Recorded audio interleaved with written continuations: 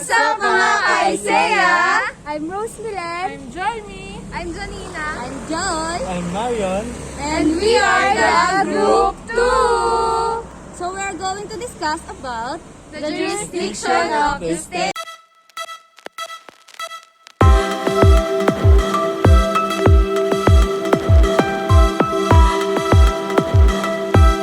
and I, Rose Milen, will discuss about the introduction of jurisdiction, territoriality principle, The nationality principle. Protective principle. and last is the universality principle. So let's start!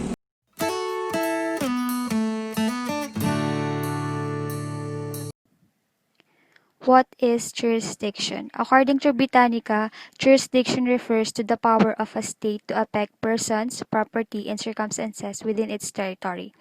It is the official power to make legal decisions and judgments. It is also the authority of a sovereign power to govern or legislate and power or right to exercise authority. It may be exercised through legislative, executive, or judicial actions. Their statement of the Foreign Relations Law of the United States divides jurisdiction into three categories. First, the jurisdiction to prescribe norms of conduct or the legislative. It is the country's ability to make its law applicable to persons, activities, relations, or status of persons or interests. The legislative branch is in charge of making laws. Senate, House of Representatives, Congress, and other government agencies are in charge of making laws. Second is the jurisdiction to enforce the norms prescribed, or the executive. It is the ability to induce or compel compliance or punish non-compliance with its laws or regulations. The executive branch carries out and enforces law. The last one is the jurisdiction to adjudicate, or the judicial. It is the country's ability to subject persons or things to the process of its courts or administrative tribunals. The judicial branch interprets the meaning of law. It decides if law violated the Constitution, and it measures if law are implemented well. International law limits itself to criminal rather than civil jurisdiction, because civil jurisdiction is a subject for private international law or conflicts of law. Civil jurisdiction involves private disputes between persons or organizations, persons, and other entities, while criminal cases or criminal jurisdiction involves actions that is considered to be harmful to society as a whole, or it is the offenses that are against the state or territory. Principles or bases of jurisdiction. Territorial jurisdiction, wherein jurisdiction is based on the place where the offense is committed, and it will be discussed by Ms. Joy Jimenez. National jurisdiction, wherein jurisdiction is based on the nationality of the offender, and it will be discussed by Ms. Joy Milaga. Protective principle, wherein jurisdiction is based on whether the national interest is injured, and it will be discussed by Mr. Marion Quijano. Then lastly, universal principle, wherein jurisdiction is conferred in any forum that abstains physical custody of the perpetrator or certain offenses considered particularly heinous and harmful to humanity, and it will be discussed by Ms. Janina Ruth Rosell. Thank you, Milen. The next topic is the territoriality principle. A state can exercise jurisdiction over everything and everyone within its territorial borders, with some notable exceptions provided by customary or conventional international law. A state has absolute, but not necessarily exclusive power to prescribe, adjudicate, and enforce rules for conduct that occurs within its territory. For this reason, it is necessary that boundaries be determined. The third restatement summarizes the rules on boundaries, where states are not islands, but parts of a larger land must thus 1. The boundary separating the land areas of two states is determined by the acts of the state expressing their consent to its location. For example, is the United States of America. Number 2. Unless a consent of a different rule has been expressed by A. When the boundary between two states is a navigable river, its location is the middle of the channel of navigation. For example, is the Rio Grande River separated the Mexico and United States of America.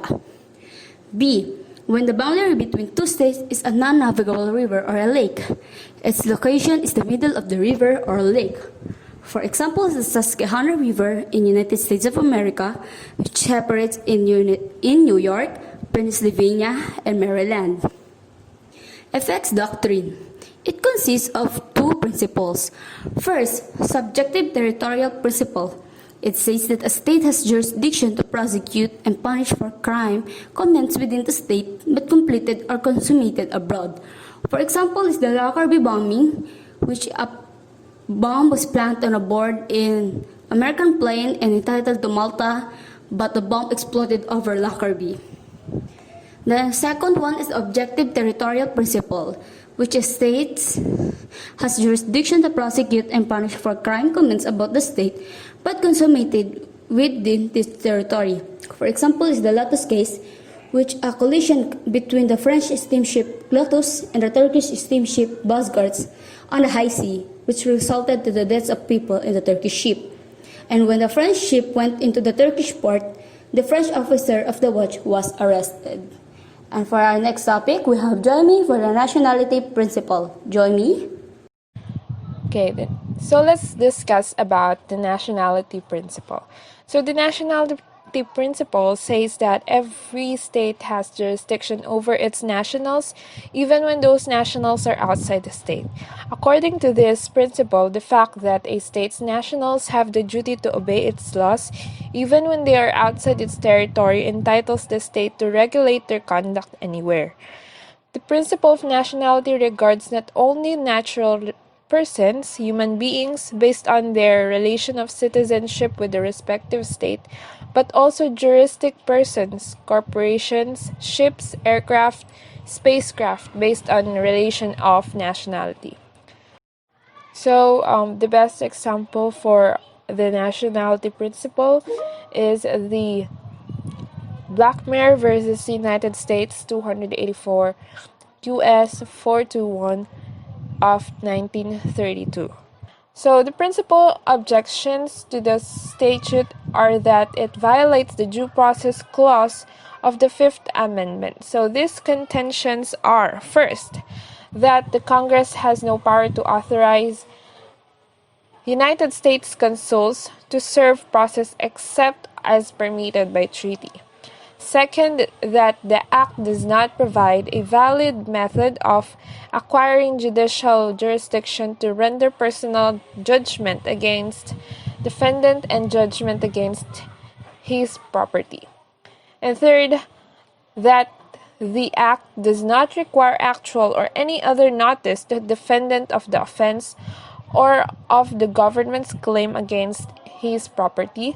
Fourth, that the provisions for hearing and judgment in the entire absence of the accused and without his consent are invalid. And fifth, that the act is arbitrary, capricious, and unreasonable. Let's move on to effective nationality link. So what is effective nationality link?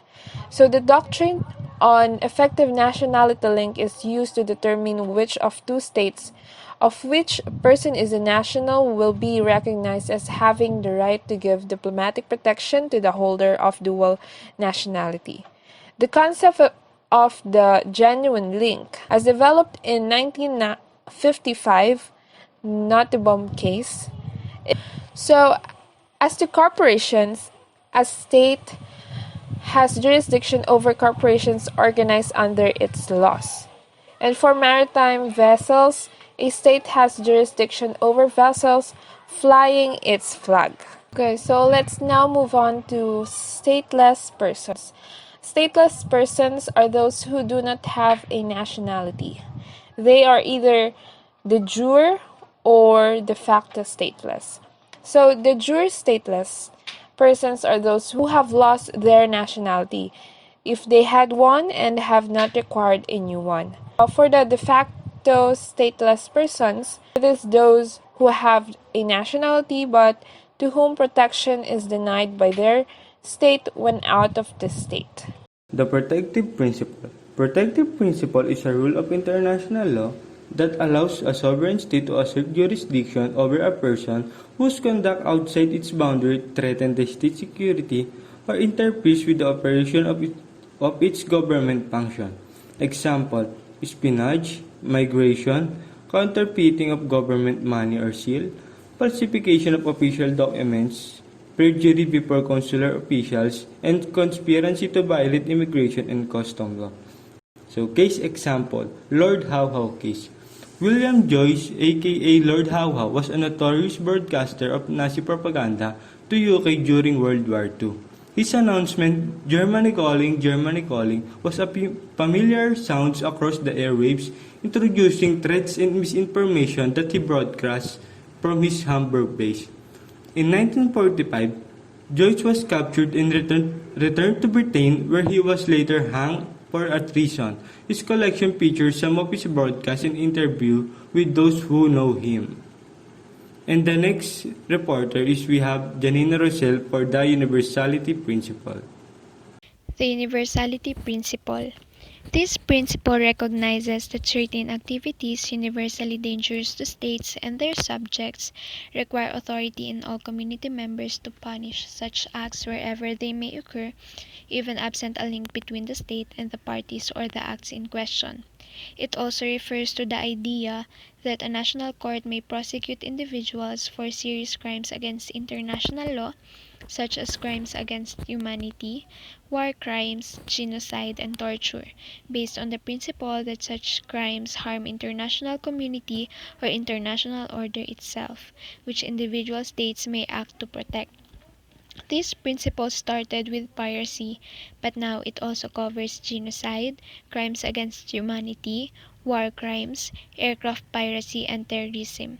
The statute of the new International Criminal Court defined these crimes.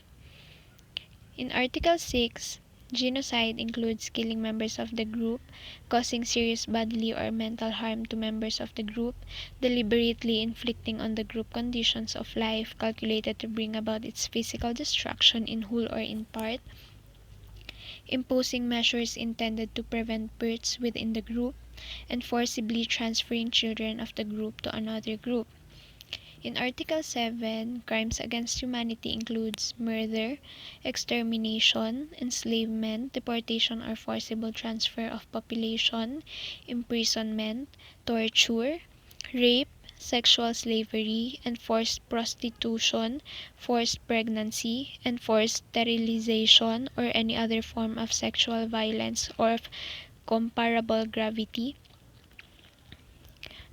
persecution against any identifiable group or collectivity on political, racial, national, ethnic, cultural, religious, and gender, enforced disappearance of persons, the crime of apartheid, other inhumane acts of a similar character intentionally causing great suffering or serious injury to the body or to mental or physical health.